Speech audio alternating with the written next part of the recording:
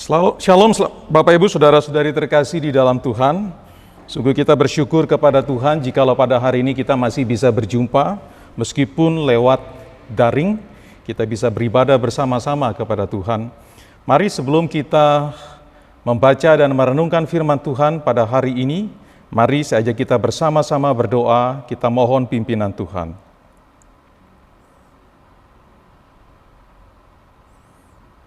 Bapa yang Maha Murah, betapa kami bersyukur dan berterima kasih kepadamu. Jikalau sampai hari ini Engkau masih memimpin, menjaga, dan memelihara kehidupan kami. Walaupun kami sadari bahwa di antara kami juga mungkin ada yang terpapar dengan virus COVID. Tetapi Tuhan, biarlah di tengah-tengah situasi demikian, tidak menghalangi kami untuk dapat mendengarkan sabda-Mu, untuk mendengarkan firman-Mu, untuk mendengarkan apa yang menjadi maksud dan kehendak Tuhan bagi setiap kami. Kiranya Engkau yang menolong kami untuk mengarahkan hati dan pikiran kami kepadamu, untuk mendengarkan Engkau menyapa kami dengan firman-Mu. Biarlah melalui firman-Mu kami diteguhkan, dikuatkan, bahkan didorong untuk mengerjakan apa yang Tuhan inginkan bagi kami untuk kami kerjakan di tengah-tengah dunia ini, secara khusus di tengah masa pandemi seperti sekarang ini. Bantulah hamba-Mu yang sudah menyiapkan firman-Mu ini. Pakailah dia di dalam segala keterbatasannya menjadi alat-Mu untuk menyampaikan berita firman-Mu yang hidup itu. Terpujilah nama-Mu. Kami bersyukur, kami berdoa di dalam nama Tuhan kami Yesus Kristus. Amin. Bapak Ibu Saudara-saudari terkasih di dalam Tuhan, ada banyak pendapat orang tentang misi. Ya. Ada yang berpendapat bahwa misi itu dikaitkan dengan memberitakan Injil di daerah atau negara yang belum pernah dijangkau oleh Injil. Karena itu ada banyak misionari yang diutus dan pergi ke daerah-daerah, pulau-pulau dan negara-negara untuk memberitakan Injil Kerajaan Allah. Namun ada juga yang berpendapat bahwa misi itu dapat dilakukan di mana saja kita berada. Amanat agung Yesus di dalam Matius 28 menyatakan hal ini. Dimanapun kita berada, kita dipanggil untuk menyampaikan Injil dan memuridkan orang lain menjadi murid-murid Kristus. Murid-murid yang menaati segala perintah yang diajarkan Yesus. Nah, Bapak Ibu, Saudara-saudari terkasih di dalam Tuhan, hari ini kita bersama-sama akan merenungkan satu topik, yaitu doing mission through everyday life, atau melakukan atau mengerjakan misi melalui kehidupan kita setiap hari. Nah, Bapak Ibu Saudara yang saya kasih di dalam Tuhan, untuk menolong kita memahami topik ini, saya akan membaginya ke dalam 3 pertanyaan besar. Yang pertama, mengapa misi itu perlu dilakukan? Dan kedua, apa penghalang dari misi? Dan ketiga, bagaimana misi dapat dilakukan? Nah, sebelum kita menjawab pertanyaan-pertanyaan tersebut, saya mengajak kita membaca bagian firman Tuhan yang terambil dari Yunus, kitab Nabi Yunus pasal yang ketiga. Kitab Nabi Yunus pasal yang ketiga, kita akan membaca dari ayat pertama sampai dengan ayat yang 10. Kalau Bapak Ibu Saudara-saudari sudah menemukan bagian ini, saya akan membacakan untuk kita semua. Yunus pasal 3 ayat 1 sampai 10. Datanglah firman Tuhan kepada Yunus untuk kedua kalinya, demikian. Bangunlah, pergilah ke Niniwe, kota yang besar itu, dan sampaikanlah kepadanya seruan yang kufirmankan kepadamu. Bersiaplah Yunus lalu pergi ke Niniwe sesuai dengan firman Allah. Niniwe adalah sebuah kota yang mengagumkan besarnya, 3 hari perjalanan luasnya. Mulailah Yunus masuk ke dalam kota itu sehari perjalanan jauhnya, lalu berseru, 40 hari lagi maka Niniwe akan ditunggang balikan. Orang Niniwe percaya kepada Allah, lalu mereka mengumumkan puasa dan mereka, baik orang dewasa maupun anak-anak, mengenakan kain kabung. Setelah sampai kabar itu kepada raja kota Niniwe, turunlah ia dari singgasananya, ditanggalkannya jubahnya, diselubungkannya kain kabung, lalu duduklah ia di Abu. Lalu atas perintah raja dan para pembesarnya, orang memaklumkan dan mengatakan di Niniwe demikian, masuk manusia dan ternak, lembu, sapi, dan kambing domba tidak boleh makan apa-apa. Tidak boleh makan rumput dan tidak boleh minum air. Haruslah semuanya, manusia dan ternak, berselubung kain kabung dan berseru dengan keras kepada Allah, serta haruslah masing-masing berbalik dari tingkah lakunya yang jahat dan dari kekerasan yang dilakukannya. Siapa tahu, mungkin Allah akan berbalik dan menyesal, serta berpaling dari murkanya yang bernyala-nyala itu, sehingga kita tidak binasa. Ketika Allah melihat perbuatan mereka itu, yakni bagaimana mereka berbalik dari tingkah lakunya yang jahat, maka menyesallah Allah karena malapetaka yang telah dirancangkannya terhadap mereka, dan ia pun tidak jadi melakukannya. Sedemikian jauh pembacaan firman Tuhan. Berbahagialah setiap kita yang membaca, merenungkan, dan melakukan firman Tuhan di dalam kehidupan kita setiap hari.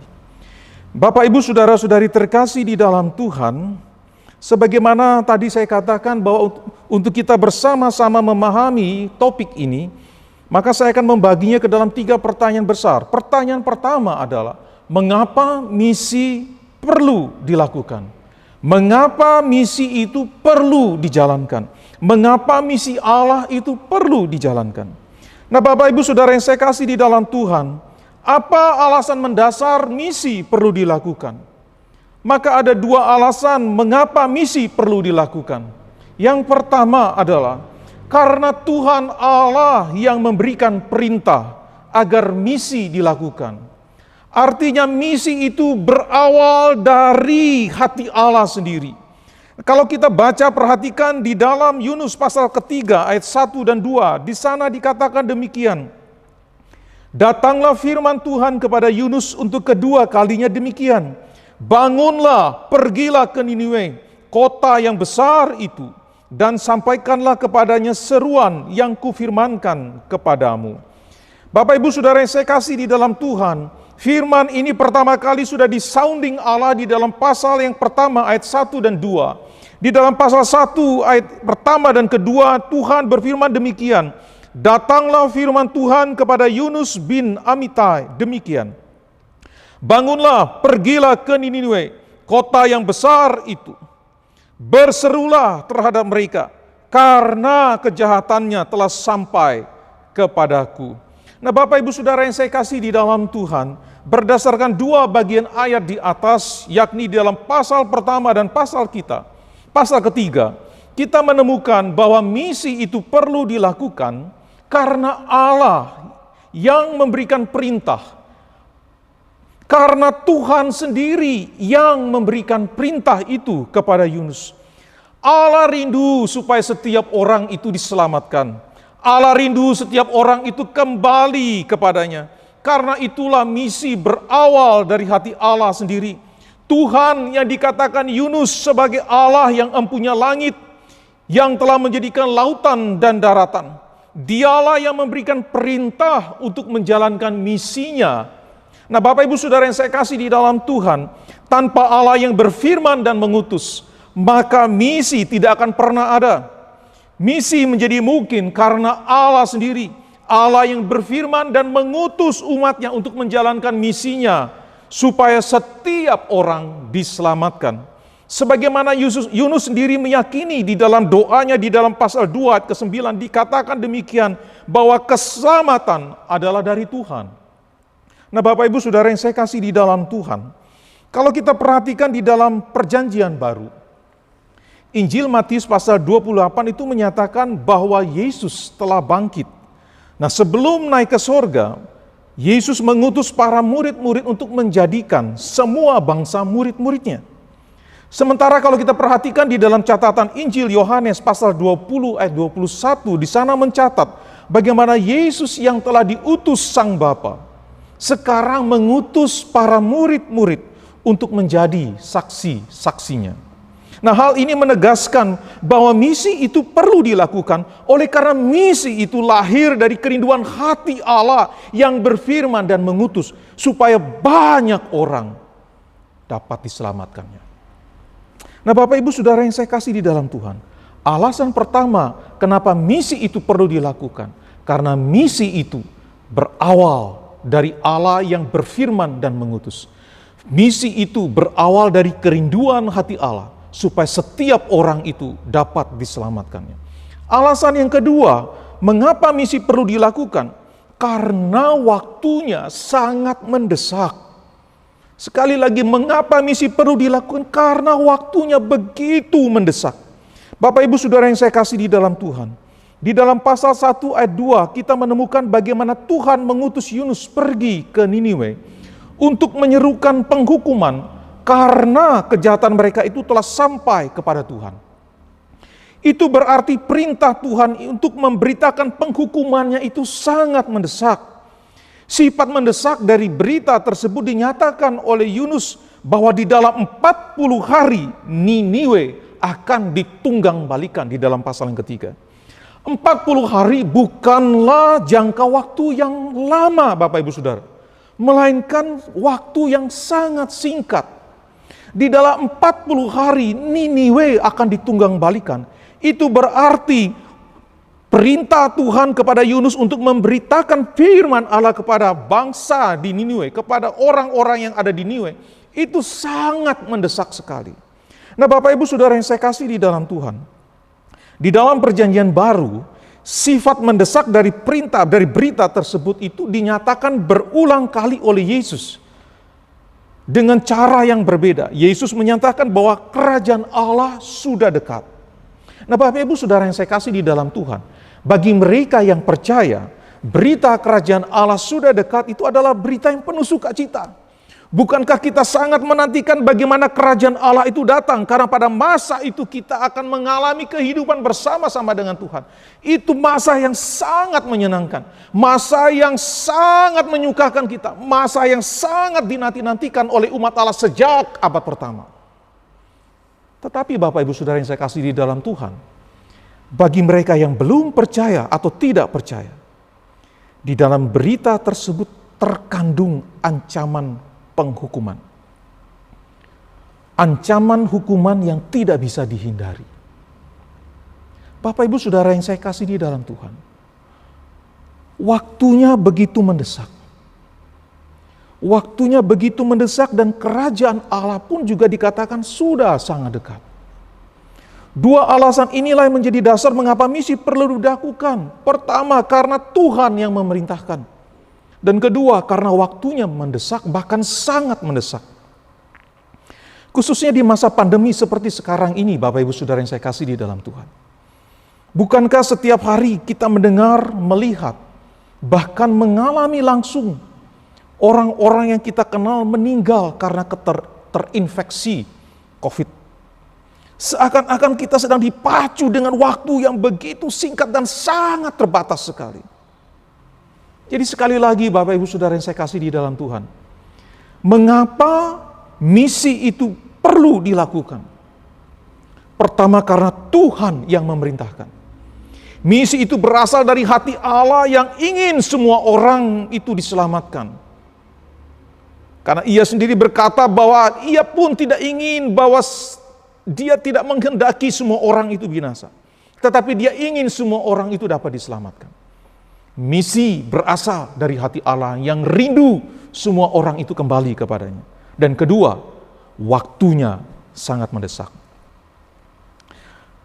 Namun Bapak Ibu Saudara yang saya kasih di dalam Tuhan, menyadari bahwa misi berasal dari hati Allah yang memerintah, mengutus, dan waktunya yang sangat mendesak itu, waktunya yang sangat terbatas, terkadang tidak serta-merta menjadikan kita itu orang yang menjalankan misi.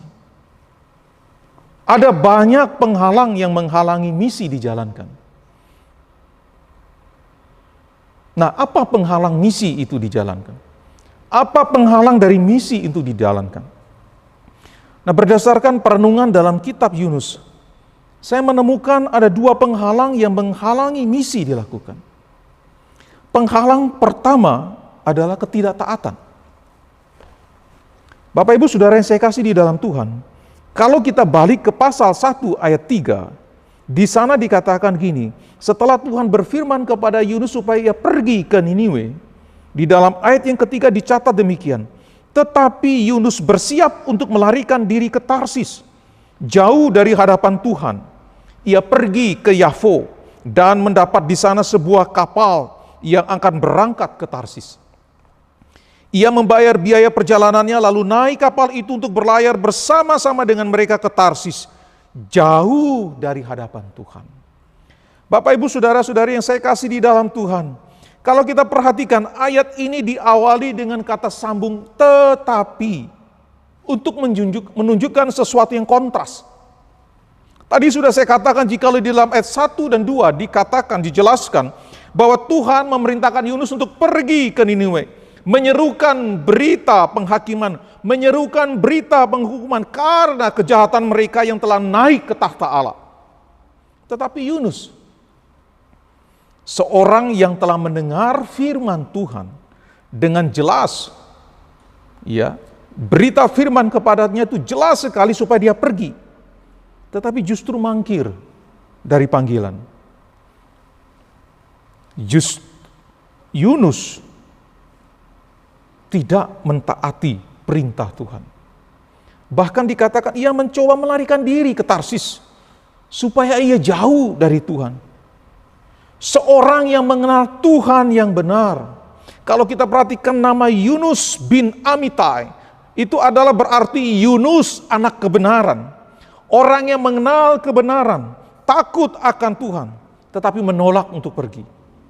Menolak untuk menyampaikan kebenaran Allah itu kepada bangsa yang akan ditunggang balikan oleh Allah. Mungkin secara manusiawi kita bisa memahami keputusan Yunus untuk melarikan diri dari panggilan dan tidak menaati perintah Tuhan. Oleh karena itu ada sekelompok orang-orang Yahudi menganggap Yunus itu adalah sebagai pahlawan. Kenapa? Karena dia lebih rela mati daripada pergi memberitakan Injil kepada orang-orang Asyur. Kenapa? Karena ia tahu Asyur itu bangsa seperti apa. Asyur itu adalah bangsa yang kejam. Asyur itu adalah bangsa yang menjajah Israel. Bapak Ibu Saudara yang saya kasih di dalam Tuhan, tetapi hal tersebut tidak dapat dijadikan alasan untuk tidak menaati perintah dan panggilan Allah yang berfirman dan mengutus. Yunus bin Amitai, sebagaimana saya katakan tadi, artinya Yunus anak kebenaran, seharusnya pergi menyampaikan kebenaran Allah. Menyampaikan kebenaran Allah kepada orang-orang yang akan binasa kalau mereka tidak mendengarkan kebenaran Allah, yaitu penghakiman oleh karena kejahatan yang mereka lakukan. Tetapi Yunus melarikan diri dari panggilan. Walaupun kita baca pada akhirnya sebenarnya, Yunus mendapatkan kesempatan kedua. Setelah melewati peristiwa yang dahsyat, dibuang ke laut, ya Allah mendatangkan badai, kemudian awak kapal membuang Yunus ke dalam laut, ditelan oleh seekor ikan yang besar. Nah Bapak Ibu Saudara yang saya kasih di dalam Tuhan, mari kita bercermin pada diri kita. Mungkin kita ini sudah mengetahui banyak sekali tentang kebenaran. Kita mungkin sudah menghafal begitu banyak ayat yang berisikan janji dan perintah Allah. Kita tahu bahwa kita adalah saksi-saksi Kristus di tengah dunia. Tuhan Yesus berkata, kamu adalah garam dan terang dunia. Bapak Ibu Saudara yang saya kasih di dalam Tuhan, mengetahui itu semua baik, tetapi mengetahui itu semua tidak akan ada artinya, tidak akan ada manfaatnya jikalau kita tidak menaatinya, jikalau kita tidak menghidupinya di dalam kehidupan kita setiap hari. Menaati kehendak Allah menyatakan bahwa kita itu sangat mengasihi Allah. Yesus berkata di dalam Yohanes pasal 14 ayat 21, barang siapa memegang perintahku dan melakukannya, dialah yang mengasihi aku. Bahkan secara negatif kalau ditegaskan di dalam Yohanes 14 ayat 24 dikatakan bahwa barang siapa tidak mengasihi aku, ia tidak menuruti firmanku. Artinya ketika kita tahu kebenaran, tetapi ketika kita tidak menghidupi kebenaran itu di dalam kehidupan kita, Kita tahu perintah Allah, tetapi kita tidak menghidupi perintah Allah itu dalam hidup kita. Maka kasih kita itu patut dipertanyakan. Apakah kita sungguh mengasihi Allah? Bapak Ibu Saudara yang saya kasih di dalam Tuhan, penghalang pertama untuk tidak menjalankan misi adalah ketidaktaatan. Ketidaktaatan yang bersumber dari pudarnya kasih kepada Allah. Pudarnya kasih kepada Allah akan membuat kasih kita kepada sesama juga menjadi pudar. Karena bagaimana mungkin kita dapat mengasihi sesama kita yang kelihatan, jikalau Allah yang tidak kelihatan saja tidak kita kasihi. Penghalang kedua dari misi dijalankan adalah fokus yang keliru. Bapak Ibu Saudara yang saya kasih di dalam Tuhan, jikalau kita membaca kisah Yunus dengan cermat, ada banyak hal unik yang tersimpan di dalamnya. Di dalam pasal 4 ayat 10 dicatat di sana tentang Allah yang berfirman kepada Yunus, bahwa engkau sayang kepada pohon jarak itu, yang untuknya sedikit pun engkau tidak berjerih payah, dan yang tidak engkau tumbuhkan, yang tumbuh dalam satu malam dan binasa dalam satu malam pula. Bapak Ibu Saudara yang saya kasih di dalam Tuhan, kalau kita perhatikan baik-baik bagian ini, maka sebenarnya di sini Allah sedang menanggapi Yunus yang marah karena Allah itu ternyata Allah yang penuh kasih, penyayang, panjang sabar dan berlimpah kasih setia. Dan kasihnya itu dia nyatakan kepada orang-orang Niniwe. Ketika orang-orang Niniwe itu bertobat, berbalik kepada Allah.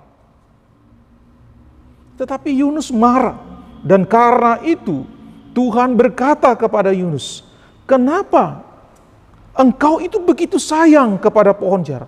Karena ketika ia keluar berada di luar kota Niniwe, dia duduk, dia mendirikan di situ ya semacam pondok kecil dan kemudian ingin menyaksikan apa yang akan terjadi dengan Niniwe. Dan Tuhan begitu murah hati, Tuhan menumbuhkan pohon jarak. Alkitab berkata di dalam pasal 4 itu, Tuhan ingin menghibur Yunus yang lagi marah.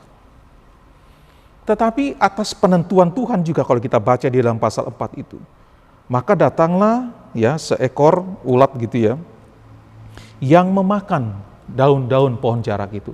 Sehingga daun-daun pohon jarak itu kemudian menjadi layu dan mati. Nah terhadap pohon jarak itu, Yunus marah mati. Bahkan sampai dia bilang, biarlah aku mati katanya. Dan Tuhan berkata, layakkah engkau marah? Kemudian di dalam pasal 4 yang 10 itu kemudian Tuhan berkata, engkau sayang kepada pohon jarak itu, yang atasnya engkau sedikit pun tidak bersusah payah untuk menumbuhkannya. Dalam satu malam, dalam satu hari ia tumbuh dan dalam satu malam pula ia binasa.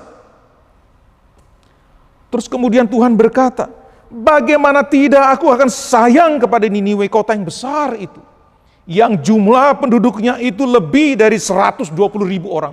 Jumlah yang sangat banyak sekali. Nah Bapak Ibu Saudara yang saya kasih di dalam Tuhan, tanggapan Allah kepada Yunus ini sungguh menakjubkan dan sebenarnya membongkar apa yang ada di dalam hati Yunus. Yunus lebih senang dan peduli kepada pohon jarak yang atasnya ia tidak bersusah payah untuk menumbuhkannya daripada manusia yang sedang berada dalam ancaman kebinasaan. Fokus Yunus yang keliru kepada pohon jarak membutakan mata hatinya untuk melihat kasih Allah yang begitu besar terhadap banyak orang yang sedang berada dalam ancaman murkanya. Kasih Allah yang sudah dinyatakannya kepadanya dengan menyelamatkannya dari dasar lautan dan memberikannya kesempatan kedua. Nah Bapak Ibu Saudara yang saya kasih di dalam Tuhan, apa yang dilakukan Allah kepada Yunus dengan menyelamatkannya dari lautan dasar yang paling dalam itu, seharusnya cukup membuat Yunus sadar betapa Allah itu sangat mengasihi manusia ciptaannya. Tetapi Yunus mengalihkan fokusnya bukan kepada apa yang menjadi fokus perhatian Allah. Nah Bapak Ibu Saudara yang saya kasih di dalam Tuhan, mari kita memeriksa hidup kita bersama. Kita tahu bahwa manusia adalah ciptaan Allah yang sangat berharga karena diciptakan menurut gambar dan rupa Allah. Mazmur 8 menjelaskan manusia adalah ciptaan Allah yang mulia. Nah, kita tahu itu semua. Namun seringkali pandangan dan fokus kita alihkan dari sesama manusia dan mengarahkannya kepada kesibukan kita, mengarahkannya kepada kesenangan kita, kepada hobi kita, kepada usaha pekerjaan kita, dan menjadikan semua itu yang paling bernilai dan berharga, bahkan mulia. Seakan-akan ketika hal itu hilang dari kita, kita merasa kita bukan orang yang berharga lagi. Bapak Ibu Saudara yang saya kasih di dalam Tuhan, ingatlah bahwa Allah memandang manusia ciptaannya begitu berharga. Allah begitu menyayangi manusia yang diciptakannya itu sendiri.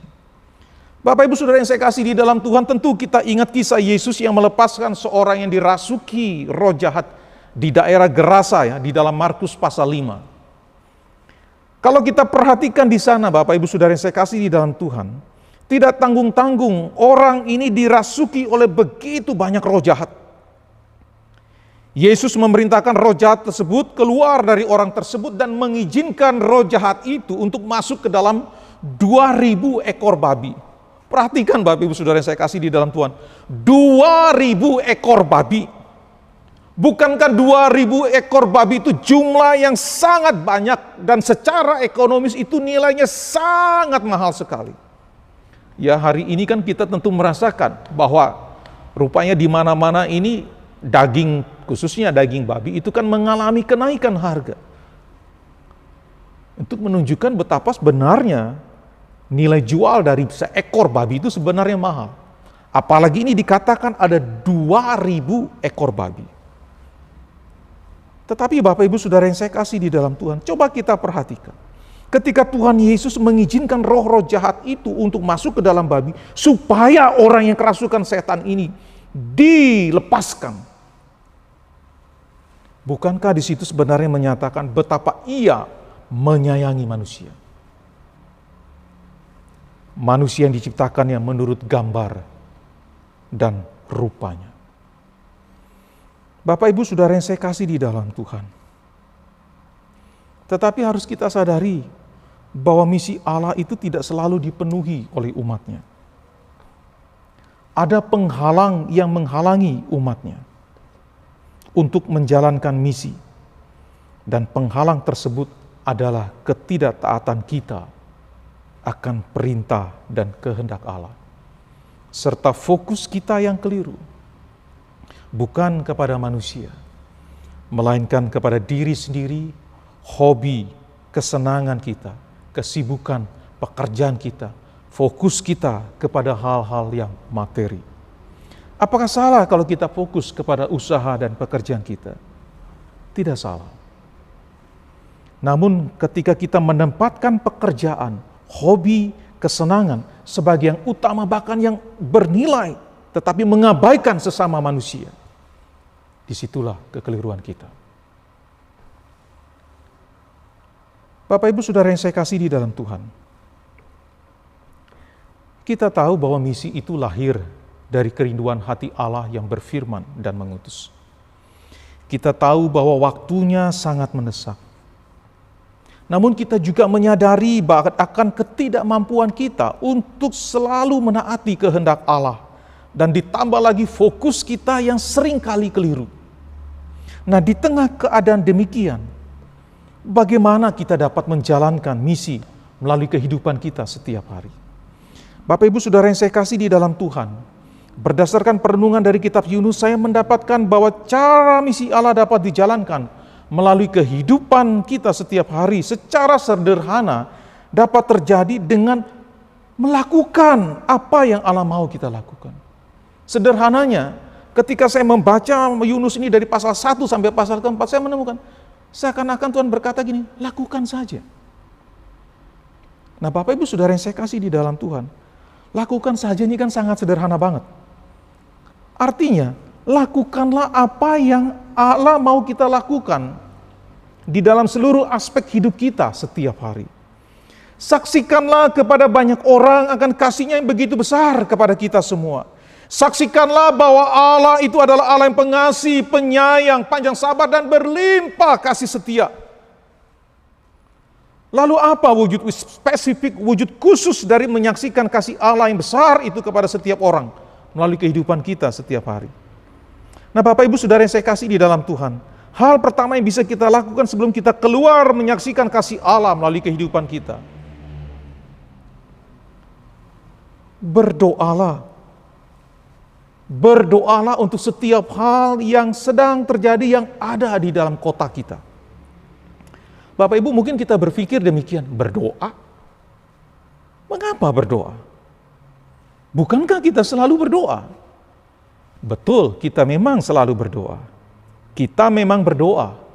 Kita memang berdoa ketika kita mau makan, kita memang berdoa ketika kita mau tidur, kita berdoa ketika kita hendak bepergian, kita berdoa ketika kita bekerja supaya Tuhan memberkati pekerjaan kita, kita berdoa supaya anak-anak kita diberkati, supaya anak-anak kita itu takut akan Tuhan, supaya anak-anak kita itu berhasil dan sukses dalam kehidupan mereka. Ya, kita berdoa, itu baik. Tetapi, kita tidak berdoa untuk segala hal yang terjadi di dalam kota kita. Memang kita berdoa untuk pemerintahan, supaya pemerintahan dapat berlangsung dengan baik. Itu baik. Namun apakah kita sungguh-sungguh berdoa supaya setiap orang yang di dalam kota besar, di dalam pemerintahan kita itu, boleh mengenal Allah di dalam Yesus Kristus? Apakah kita sungguh-sungguh berdoa untuk para pebisnis supaya mereka pun dapat menjalankan bisnis mereka dalam takut akan Allah?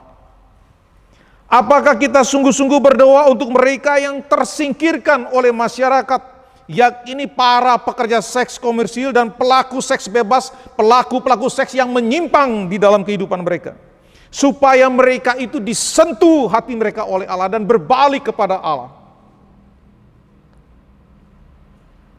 Bapak Ibu Saudara yang saya kasih di dalam Tuhan, bisakah doa melakukan itu? Apakah mungkin itu terjadi? Mungkin. Jikalau kita sungguh-sungguh mau berdoa untuk mereka. Setiap kita diberikan waktu yang sama 24 jam sehari, bukan? Mari kita gunakan waktu yang ada itu untuk berdoa, mendoakan setiap hal yang kita jumpai. Ketika kita menjumpai pedagang-pedagang sayur atau pedagang keliling yang sering berlewatan di tempat kita tinggal, yang kita mendapatkan manfaat dengan membeli sayur atau bahan-bahan makanan dari mereka. Bapak Ibu Saudara yang saya kasih di dalam Tuhan, apakah kita berdoa untuk mereka? Supaya mereka pun mengenal Allah melalui hidup kita. Ketika kita berjumpa dengan petugas keamanan, apakah kita juga berdoa untuk mereka? Bukan supaya mereka dapat menjaga, bukan hanya supaya mereka dapat menjaga, menjalankan tanggung jawab mereka dengan baik, tetapi apakah kita berdoa untuk mereka supaya mereka pun mengenal Allah yang kasih-Nya besar itu, yang hendak dinyatakan kepada hidupnya. Ketika kita berjumpa dengan bos-bos perusahaan, doakanlah mereka supaya Allah menuntun mereka. Bukan hanya supaya mereka dapat menjalankan bisnis mereka dengan baik, tetapi supaya mereka mengenal Yesus Kristus sebagai Tuhan dan Juru Selamat mereka.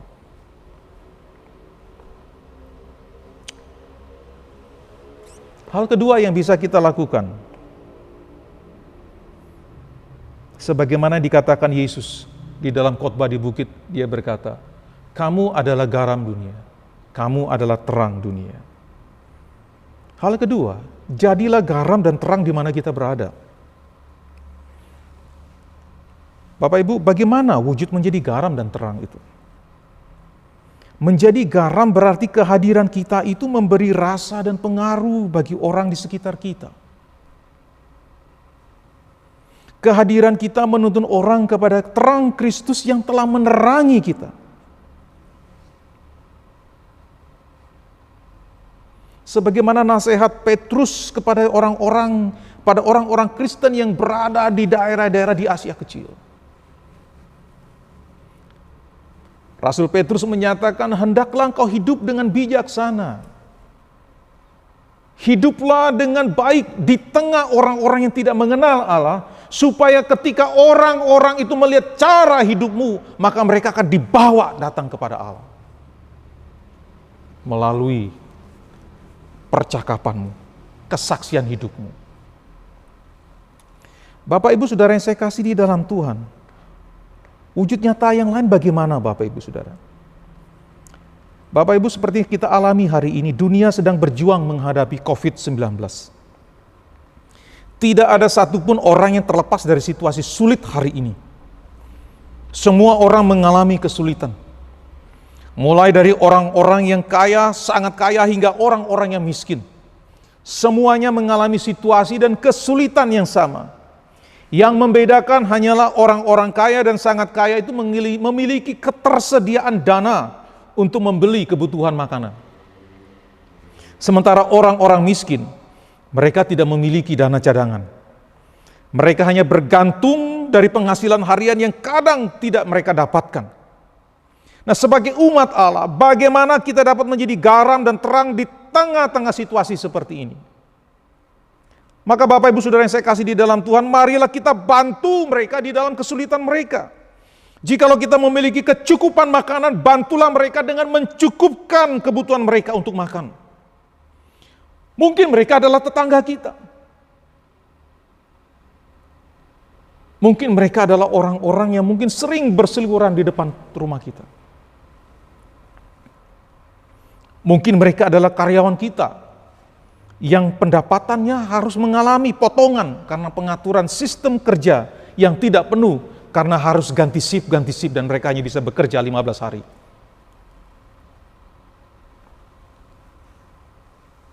Bapak Ibu Saudara yang saya kasih di dalam Tuhan, mungkin kita bertanya, loh apa kaitannya dengan misi?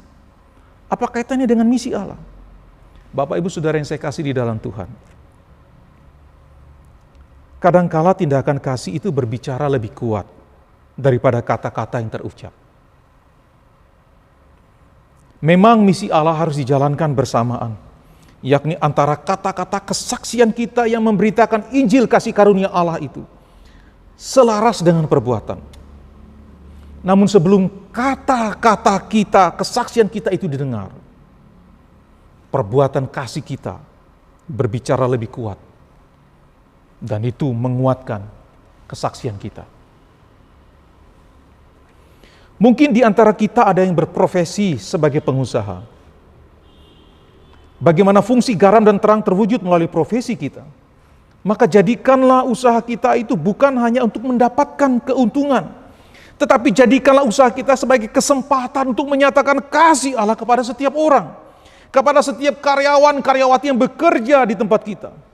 Perlakukanlah mereka sebagai pribadi yang bernilai dan berharga di mata Allah, sebagaimana Allah itu memandang kita bernilai dan berharga.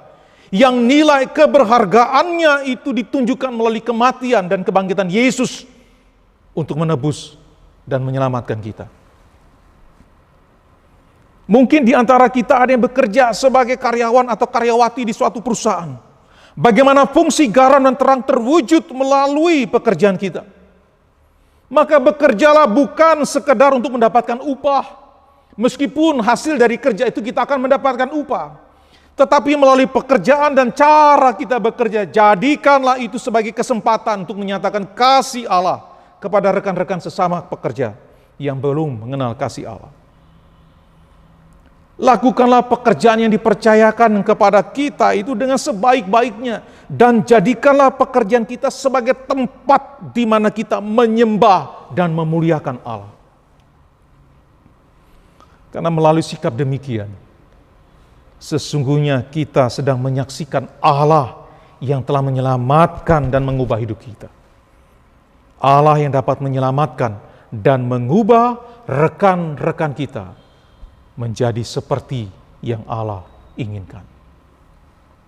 Bapak Ibu Saudara yang saya kasih di dalam Tuhan, misi dimulai dari kerinduan hati Allah yang berfirman dan mengutus supaya setiap orang beroleh keselamatan. Misi Allah perlu dilakukan karena waktunya sangat mendesak. Namun kita sadar sepenuhnya bahwa ternyata kita tidak selalu menaati kehendak Allah untuk menjalankan misinya. Kita terlalu berfokus kepada diri sendiri, kesenangan diri, hobi, pekerjaan, segala urusan-urusan kita. Kita begitu fokus kepada semuanya. Tetapi Bapak Ibu Saudara yang saya kasih di dalam Tuhan, Allah yang saya temukan di dalam kitab Yunus ini adalah Allah yang beranugerah. Ia selalu memberikan kepada kita kesempatan untuk menjadi saksinya. Sebagaimana ia memberikan kesempatan itu kepada Yunus, kesempatan yang kedua. Menunjukkan betapa ia adalah Allah yang beranugerah, Allah yang penuh belas kasih. Ia selalu memberikan kita kesempatan untuk menyatakan kasih-Nya. Mungkin dulu kita pernah gagal dan tidak menaati, tetapi ia terus memberikan kepada kita kesempatan itu.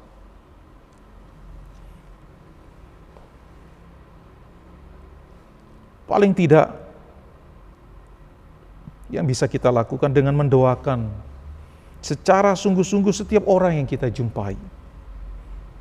Bukan saja untuk tumbuh kembangnya mereka sebagai manusia, melainkan supaya mereka dapat mengenal Yesus Kristus, menerima Dia sebagai Tuhan dan Juru Selamat kita.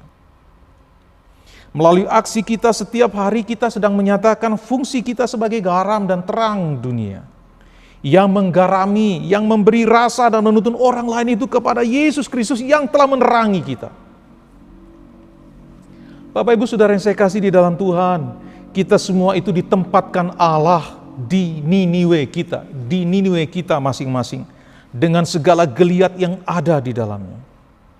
Di tempat itu Allah hendak memakai setiap kita untuk menjadi saksinya, baik secara verbal, kata-kata kita ketika kita menyaksikan Injil Yesus Kristus, yang menceritakan Yesus yang telah mati dan bangkit untuk menebus dan menyelamatkan kita, maupun melalui kehidupan kita, melalui cara hidup kita, melalui cara kita memperlakukan orang lain, supaya mereka dapat mengenal Allah melalui kesaksian hidup kita yang menghidupi dan menyaksikan Injil.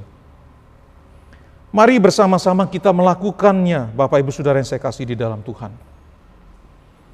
Maka Allah Bapa Tuhan kita Yesus Kristus akan menolong dan memampukan kita untuk menjadi saksinya oleh kuasa Roh Kudus yang dikaruniakannya kepada kita semua. Roh Kudus yang memampukan kita untuk menjadi saksi-saksi Allah di tengah-tengah dunia, di mana Tuhan menempatkan kita, di tengah kota di mana kita ditempatkan, di tengah masyarakat di mana kita ada. Tuhan memberkati kita sekalian. Amin. Mari kita tundukkan kepala kita.